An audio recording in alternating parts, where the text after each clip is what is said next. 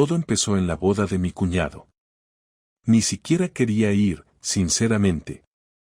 Era un sábado de calor insoportable en Sevilla, y yo prefería quedarme en casa viendo el derbi en la tele con una cerveza fría. Pero claro, ¿cómo iba a decirle que no a María, mi mujer? Su hermano se casaba y toda la familia iba. Me puse el traje, me calcé los zapatos de los bautizos, y allá fuimos. La ceremonia fue aburrida como todas. El cura se pasó media hora hablando del amor eterno, mientras yo miraba el reloj deseando que llegara el cóctel. Después, el banquete. Mesa redonda, 10 personas, 5 que no conocía de nada, 2 cuñados pesados, y mi mujer a mi derecha, preciosa como siempre. Llevaba un vestido verde que le quedaba tan bien que se me olvidó por un momento lo mucho que me aburría esa fiesta. Todo iba normal hasta que llegó la parte del baile. Ya habían cortado la tarta y estaban con la típica horterada del vals. Yo estaba en la barra pidiendo otro gin tonic, y cuando volví a la pista, la vi. A María. Bailando. Con un tipo que no era familia ni amigo. No era de los nuestros. Era más joven, con camisa remangada, y demasiado cómodo tocándole la cintura. Lo raro no fue el baile. Fue la forma en que se miraban. Como si ya se conocieran de antes. Como si no les importara que yo estuviera ahí, mirándolos. Me acerqué despacio, sin armarla, sin interrumpir. Me quedé a unos metros, observando. Nadie me miraba, todos estaban bebiendo, riendo. Y yo solo pensaba, ¿por qué no ha soltado su mano todavía? ¿Por qué sonríe así? ¿Por qué él le susurra algo al oído y ella baja la cabeza como una adolescente? Ese momento no se me olvidará nunca. No por lo que vi, sino por lo que sentí. No fue rabia. Fue esa sensación repentina de que llevas años viviendo con alguien que no conoces.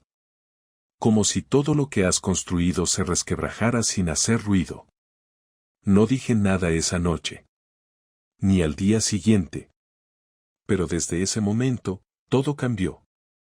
Durante los días siguientes a la boda, intenté convencerme de que no era para tanto, que lo que vi fue simplemente una exageración mía, que los nervios, el calor, el alcohol o el aburrimiento de esa fiesta me habían hecho imaginar cosas que no estaban ahí, y que María, mi mujer, la persona con la que compartía casa, cama y la rutina de todos los días, no podía estar haciendo lo que yo temía.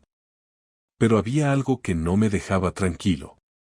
No era una sospecha basada en celos, era otra cosa, era como si me hubieran cambiado de sitio a mi mujer y hubieran dejado una versión diferente en su lugar. Ella se comportaba con normalidad, se levantaba temprano, se duchaba cantando bajito como siempre, preparaba café, salía a trabajar, y por la noche me preguntaba si quería ver una serie o cenar fuera, como si nada hubiera pasado. Pero yo no podía dejar de pensar en cómo se había reído con ese tío en la boda, cómo le había tocado el brazo al despedirse, y cómo él le había dicho algo que no alcancé a oír, pero que a ella le hizo morderse el labio de una manera que no le conocía. No dormía bien. Me despertaba en mitad de la noche, me sentaba en la cocina sin encender la luz, y me quedaba ahí, pensando, repasando cada gesto, cada palabra, cada cambio en su comportamiento, buscando pistas. Algo que me dijera si lo que estaba sintiendo tenía sentido o si me estaba volviendo loco. No sabía su nombre, no sabía de dónde lo conocía, ni siquiera sabía si él era de Sevilla o alguien que simplemente había estado de paso. Así que empecé a hacer algo que nunca había hecho en mis 11 años de matrimonio, observarla. Y no como un paranoico, sino como un tipo que necesita saber en qué parte del camino perdió el control de su vida sin darse cuenta. Empecé a notar detalles que antes pasaban desapercibidos. Por ejemplo, el lunes siguiente a la boda, María llegó una hora más tarde de lo normal del trabajo y, cuando le pregunté si todo bien, me dijo que había quedado a tomar algo con Bea, su compañera de oficina, cosa que no era habitual un lunes, y menos después de un fin de tan largo. ¿Y qué tal con Bea?, Pregunté con tono casual. Bien. Hacía tiempo que no hablábamos solas, me respondió mientras se quitaba los tacones y entraba directa al baño. Al día siguiente, pasó lo mismo. Llegó tarde, con una sonrisa que intentó disimular, pero que no se le borraba de la cara. No traía bolsas, no venía de hacer compras, y cuando le pregunté si quería cenar, me dijo que ya había picado algo por ahí. Esa noche, se quedó mirando el móvil durante media hora, con el brillo de la pantalla reflejándose en sus ojos, sin decir una palabra, sin hacerme caso cuando le hablé del vecino que se había comprado una moto nueva. Me sonrió sin escucharme, y volvió a fijar la vista en el teléfono. No me hizo falta revisar su móvil. No lo toqué ni una sola vez. No soy de esos. No me interesaba leer mensajes robados ni espiar conversaciones. Yo quería saberlo por mí mismo, sin trampas. Así que empecé a fijarme en lo que hacía cuando salía de casa, si cambiaba de ropa antes de salir, si se maquillaba más de lo normal. Y ahí fue cuando todo empezó a cuadrar. El jueves por la tarde, me pidió el coche. El suyo, supuestamente, tenía un problema con el embrague, aunque la noche anterior había ido perfectamente. Le dije que sí, que sin problema, y le di las llaves. Esperé que saliera del garaje, me puse unas zapatillas, cogí el casco de la moto y salí detrás, con la moto en punto muerto para no hacer ruido. Me pareció una locura en ese momento, pero no podía soportar quedarme en casa sin saber. La seguí hasta la otra punta de la ciudad, a una zona que no frecuentábamos, una calle estrecha con bares antiguos y apartamentos viejos con toldos a rayas. Aparcó justo delante de uno de esos portales sin ascensor, bajó del coche y esperó unos minutos. No sacó el móvil, no parecía nerviosa. Al poco rato, apareció él. El mismo de la boda. Más informal, sin la chaqueta esta vez, con una camiseta ajustada y una bolsa de supermercado en la mano. Se saludaron con un beso en la mejilla, pero no fue un beso normal. Fue lento. Como si llevaran tiempo esperando ese momento. Ella le dijo algo bajito y entraron juntos en el edificio. No me moví. Me quedé ahí, parado, con el casco en las manos, el sudor bajándome por la espalda, sin saber qué hacer. No grité, no corrí tras ellos, no hice nada. Solo me quedé ahí, tragándome la rabia, el miedo, la tristeza y todo lo que no sabía que podía sentir al mismo tiempo. Volví a casa en silencio, sin encender la radio, sin pensar en nada. Dejé la moto en el garaje, me duché con la ropa aún puesta, y me senté en el salón, esperando a que volviera. Esa noche, cuando volvió, traía una botella de vino, me saludó con un beso como si nada, y me dijo que había estado con Bea otra vez. Me ofreció una copa y yo acepté. Me la bebí entera sin decir una sola palabra. Ella hablaba de tonterías, del trabajo, de la jefa que era una borde, de una nueva serie en Netflix, y yo solo la miraba, pensando en el beso, en el portal, en la bolsa de supermercado que él llevaba en la mano. No tenía ni idea de que yo ya lo sabía todo. O al menos, lo suficiente. Y esa fue la última noche que me dejé engañar. La última vez que fingí que no pasaba nada. Esperé hasta el sábado. No porque fuera especial, sino porque necesitaba estar tranquilo, tener tiempo para enfrentarla sin interrupciones y sin tener que fingir una rutina más. No quería hacerlo en mitad de una cena, no lo planeé. Eso ya lo dijiste. Pero lo repetiste. Una y otra vez. Cada vez que te ibas con él. Cada vez que me mentías. Así que no me vengas con que fue un error. Lo elegiste. A él. A esto. Y ahora te toca asumirlo. Ella se levantó despacio, recogió su taza y la llevó al fregadero. Parecía tranquila, pero su respiración era rápida, como si tuviera miedo de que yo dijera algo más fuerte, algo que rematara lo que ya estaba roto. Me giré hacia ella, esperando que dijera algo que justificara, que pidiera perdón, que llorara, algo que me dijera que todavía quedaba algo de lo que habíamos sido. Pero no lo hizo. Solo me miró, con los ojos un poco rojos, pero sin lágrimas, sin palabras, sin gesto.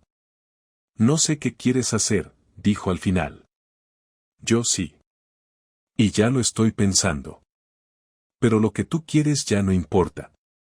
Y me fui.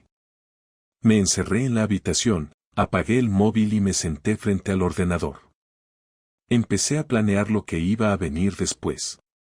Porque si ella creyó que todo se iba a quedar en esta charla incómoda, estaba muy equivocada. El domingo por la mañana me levanté antes que ella, no porque tuviera algo que hacer, sino porque no podía seguir compartiendo el mismo colchón con alguien que ya no consideraba mi mujer. Dormía tranquila, como si la conversación del día anterior hubiera sido un trámite incómodo pero necesario. Me vestí en silencio, me preparé un café sin hacer ruido, y me senté frente al ordenador otra vez. No tenía una idea clara todavía, pero sabía que no iba a dejar que esto se quedara así. Podía soportar el dolor, pero no el desprecio. Había dado demasiados años de mi vida, había construido demasiado como para desaparecer como un cobarde o dejar que ella siguiera adelante sin consecuencias. Esa idea me empezó a empujar más que la rabia. No soy un tipo violento. Nunca he sido de levantar la voz ni de romper cosas. Pero cuando se me mete algo en la cabeza, no lo suelto. Así que empecé a pensar con calma, como si estuviera resolviendo un problema de trabajo. Analicé las variables, ella seguía viviendo en mi casa, con mis cosas, comiendo la comida que yo pagaba, usando el coche que estaba a mi nombre. Seguía presentándose como mi mujer, manteniendo la imagen de estabilidad, mientras por detrás se acostaba con alguien más joven, cegaramente creyendo que esto sería temporal, que yo lo superaría, que al final cedería como hacen muchos. Pero no. Esta vez no. Lo primero fue revisar nuestras cuentas. Durante años, habíamos tenido todo conjunto. Su nómina entraba a la misma cuenta que la mía. Yo pagaba casi todo, hipoteca, seguros, supermercado, gasolina, incluso sus sesiones de fisioterapia. Ella gestionaba poco, y yo nunca me quejé porque me parecía justo. Pues ese lunes fui al banco y pedí separar mi cuenta. Saqué la mitad exacta del dinero, cerré el acceso online y dejé la suya activa, pero vacía. No le quité nada que no fuera mío. Solo dejé de compartir lo que ya no tenía sentido compartir. Después, llamé a mi primo Sergio, abogado de familia en Granada. Le conté lo justo, sin entrar en detalles personales, solo lo necesario para que entendiera que quería empezar un proceso de separación, no de inmediato, pero sí con todo preparado. Me recomendó recopilar pruebas, no para humillarla, sino para protegerme si ella decidía ir por lo legal. Me explicó cómo moverme sin que pareciera venganza, sino prevención. Agradecí su consejo y colgué con la tranquilidad de saber que tenía a alguien de mi lado. Luego empecé a limpiar. No de polvo, sino de presencia. Saqué mis cosas de la habitación matrimonial y me mudé a la habitación de invitados. Guardé todas las fotos de nosotros dos, las metí en una caja y la dejé en su armario. No rompí nada. No quería que pareciera un arrebato. Solo dejé claro que yo ya no formaba parte de esa imagen. Eliminé nuestras redes sociales compartidas, borré las publicaciones donde aparecíamos juntos y bloqueé su número en mi móvil personal. Solo le dejé acceso al antiguo, el que usaba para temas domésticos, el que apenas reviso. Ella notó los cambios el martes. Cuando vio que dormía en otra habitación, preguntó si iba a seguir con esa actitud. No contesté. Me limité a levantarme, ducharme y salir a trabajar. A la tarde, me envió un mensaje preguntando si podía usar el coche. No le respondí. Lo había aparcado en un garaje privado, y cambié la contraseña del mando. Tenía otro coche, el suyo, el que estaba averiado pero que, mágicamente, ya funcionaba. Se le acababan las comodidades. Yo no iba a echarla de casa, no todavía, pero sí iba a dejar de ser su soporte. El jueves por la noche, preparé la siguiente parte. Fui a casa de Bea, su compañera de trabajo. La conocía desde hacía años, incluso antes de que María entrara en esa empresa. Teníamos confianza. La invité a tomar algo, y tras un rato de charla, le solté la pregunta directa. ¿Sabes con quién está saliendo María? Ella dudó, se removió en la silla, y bajó la mirada. Pensé que ya lo sabías. Supuse que lo habías permitido o algo. ¿Permitido?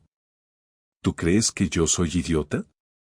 No, pero ella dijo que estabais mal desde hace tiempo, que estabas distante, que ya no hacíais vida de pareja.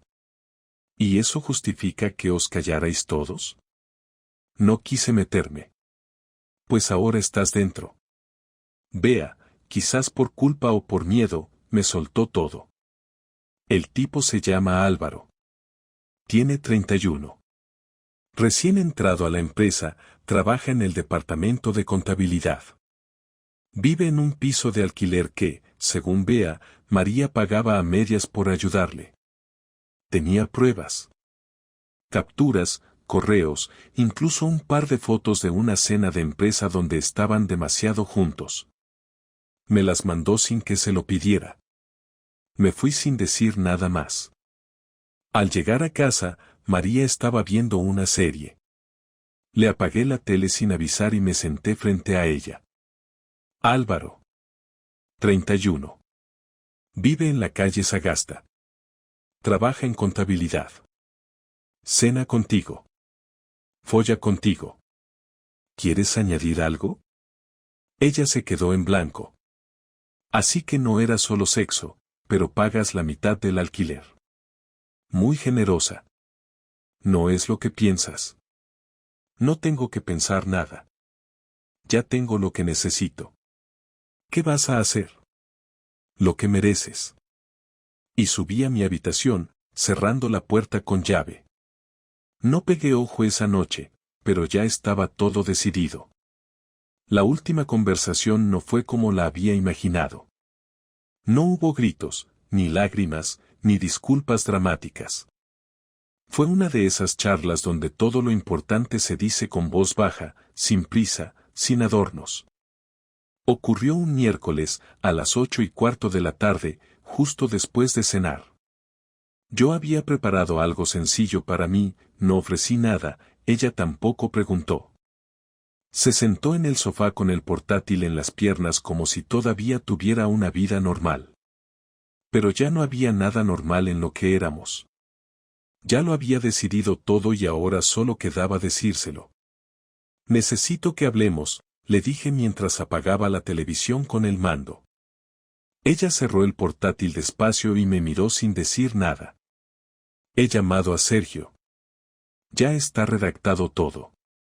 El acuerdo está preparado. No quiero pelear por la casa ni por el coche. Te lo quedas todo. Solo quiero que firmes y que te vayas. Tardó unos segundos en reaccionar. Se quedó sentada como si le hubieran arrancado el aire de golpe, pero no se desmoronó, no suplicó, no me insultó. Me miró con cara de cansancio, como si algo que llevaba meses pesándole por dentro por fin se hubiera roto del todo. ¿No hay otra opción? No. Me engañaste. Lo hiciste durante meses. Me mentiste en mi propia casa. Te reíste de mí en mi propia cara. Y lo peor no fue eso. Lo peor fue que cuando te lo dije, cuando te enfrenté, no sentí ni un gramo de arrepentimiento. Solo excusas. Como si fuera culpa mía por no hacerte sentir especial cada día. No dije que fuera tu culpa. Solo intenté explicarte cómo llegamos hasta ahí. No me importa el camino. Me importa el resultado. Y el resultado es que ahora somos dos extraños que comparten techo por inercia. Y yo no voy a seguir así. No voy a vivir con una persona que eligió estar con otro mientras fingía querer salvar lo nuestro. No lo fingí. Sí lo hiciste. Porque si no lo hubieras fingido, te habrías sido tú. Habrías sido valiente y habrías dicho, ya no te quiero, me voy. Pero no. Te quedaste. Querías todo. Lo estable y lo nuevo. Lo seguro y lo prohibido. El marido y el amante. Y ahora te toca elegir. Pero yo ya elegí por ti. Se llevó las manos a la cara y respiró hondo. Por un momento pensé que iba a romper a llorar, pero no lo hizo. Mantuvo la compostura como quien ya se ha rendido, como quien sabe que cualquier palabra está de más. ¿Cuándo quieres que me vaya? El domingo. Tendrás el fin de semana para recoger tus cosas. La cuenta conjunta ya está cerrada. Dejé algo de dinero para que no tengas problemas al salir. El abogado te enviará los documentos esta noche. Firma cuando quieras. Si no quieres contestar a sus correos, no importa. Él se encargará de todo. No hace falta que me eches como a una extraña. No eres una extraña. Eres la persona que compartió mi vida durante más de una década. Pero ya no eres mi mujer. Ni mi amiga. Ni mi compañera. Eres alguien que eligió irse antes de irse. ¿Y tú? ¿Vas a quedarte aquí, solo, con toda esta mierda? Sí. Porque esta casa es mía. Yo la construí. Yo la llené de recuerdos. Aunque ahora esos recuerdos estén podridos, prefiero limpiar yo que ver cómo tú finges que aquí no pasó nada. Aquí me quedo. ¿Y tú te vas? Ella no respondió. Se levantó, subió a la habitación y no bajó más esa noche. Yo me quedé en el sofá, con la tele apagada y la cabeza llena. No sentía alivio ni victoria. Solo una especie de silencio interior que no sabía si era tristeza o resignación. Había esperado que ese momento me diera alguna sensación de justicia, de equilibrio, pero no la encontré. Lo único que sentí fue vacío. Al día siguiente, se fue temprano. No dijo nada, no dejó nota. Solo encontré un correo de Sergio diciéndome que ella había firmado el acuerdo. No pregunté a dónde se fue ni con quién. No me interesaba. Ya no formaba parte de mi historia. Durante los días siguientes, la casa quedó extrañamente ordenada. Sin sus cosas, sin su ropa, sin su perfume, sin su voz. Volví a dormir en mi cama. Volví a abrir las ventanas sin quejarme del ruido de la calle. Volví a comer solo, sin tener que preguntar qué le apetecía a ella. Y poco a poco, sin darme cuenta, empecé a recuperar algo que había perdido mucho antes de la infidelidad, el control de mi vida. Nadie vino a preguntarme por ella. Ni su familia, ni sus amigos. No sé si fue por vergüenza o por lealtad, pero agradecí el silencio. No tenía ganas de contar la historia a nadie. Lo que ocurrió entre nosotros ya estaba enterrado. Y aunque doliera, era lo mejor que podía haber pasado. No hubo reconciliación, ni charla final, ni cierre emocional. Solo una conversación sincera entre dos personas que, por fin, se dijeron la verdad. Los primeros días después de que se fue fueron más tranquilos de lo que esperaba. No hubo mensajes, llamadas, ni visitas inesperadas. Tampoco intentó volver ni por excusa ni por pena. Supongo que ambos entendimos que habíamos llegado a ese punto en el que cualquier palabra sobraba. Yo no tenía que explicarle nada, y ella ya no tenía nada que pedir. Me dediqué a limpiar, no por simbología absurda, sino porque realmente hacía falta. La casa estaba hecha un desastre desde hacía semanas, cada rincón acumulaba restos de una convivencia rota, platos sin lavar, ropa amontonada, cartas sin abrir, cosas que habíamos ido dejando porque sabíamos, aunque no lo dijéramos, que ya nada tenía sentido. Fui habitación por habitación recogiendo lo que era mío, tirando lo que no servía, guardando lo que todavía tenía valor. No me molesté en mirar su parte del armario. Estaba vacío. Se llevó todo sin preguntar y me pareció lo más respetuoso que había hecho en mucho tiempo. Al trabajo volví con normalidad, sin contarle a nadie lo que había pasado. No lo necesitaba. No quería comentarios, ni consuelo, ni que me miraran con lástima. Mi jefe preguntó si todo estaba bien y le dije que sí, que había estado un poco distraído por temas personales, pero que ya estaba. Mis compañeros lo aceptaron sin presionar. Algunos seguramente sabían algo, otros ni se lo imaginarían. La gente tiene su vida y sus propios dramas, y no le interesa mucho el de los demás, por más que a veces uno crea que está en el centro del mundo. En casa, empecé a organizar mis tiempos de nuevo. Volví al gimnasio, aunque sin mucha energía. Cocinaba cosas simples, dormía solo, y me levantaba temprano sin necesidad de despertador. El silencio dejó de molestarme y empezó a parecerme justo. No había discusiones, no había excusas, no había esa tensión constante que se siente cuando convives con alguien que ya no te quiere, aunque pretenda lo contrario. Lo mejor de todo fue darme cuenta de que podía estar solo sin sentirme vacío. No necesitaba llenar el espacio con otra persona ni salir corriendo a buscar nuevas distracciones. Solo necesitaba tiempo y distancia. Y eso lo tenía. Un sábado por la tarde, salí a caminar por el barrio. Me encontré con algunos vecinos que no veía hacía semanas. Uno me saludó y preguntó por María, sin saber lo que había pasado. Le dije que ya no vivía conmigo. No entré en detalles. Él asintió con una sonrisa incómoda y cambió de tema. Lo agradecí. Seguí caminando sin rumbo, solo para no estar encerrado, y terminé en un pequeño bar cerca del parque donde solíamos ir antes. Me senté solo en la terraza, pedí una cerveza y observé a la gente pasar. Parejas, familias, niños jugando. Nadie parecía llevar una carga encima. Quizás todos fingían igual que yo lo había hecho antes. O quizás simplemente no estaban rotos todavía.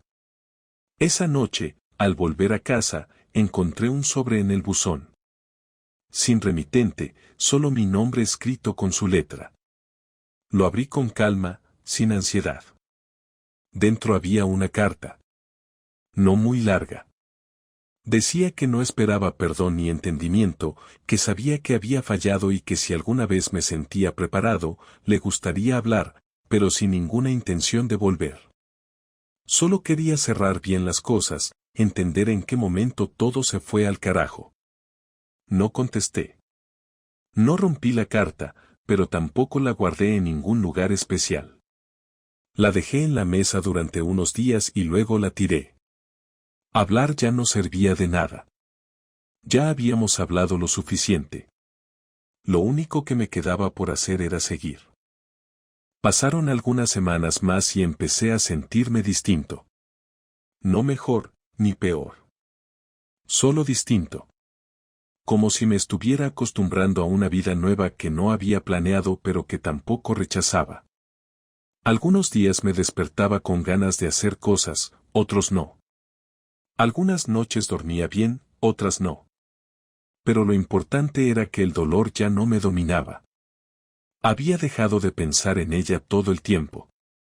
Dejó de doler su traición y empezó a darme igual.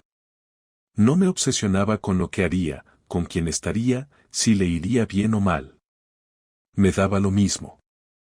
Yo ya no estaba ahí. Ella tampoco estaba en mí. Un domingo por la tarde decidí sacar todas las cosas que me quedaban de la relación. Fotos, regalos, recuerdos inútiles. No los rompí ni quemé. Solo los metí en una caja y la llevé al trastero. No quería verlos, pero tampoco fingir que no habían existido. Fueron parte de mi vida, y aunque terminó mal, fue real. Me sentí tranquilo al cerrar esa puerta. Hoy, después de todo lo que pasó, si alguien me pregunta qué aprendí, no tengo una gran respuesta.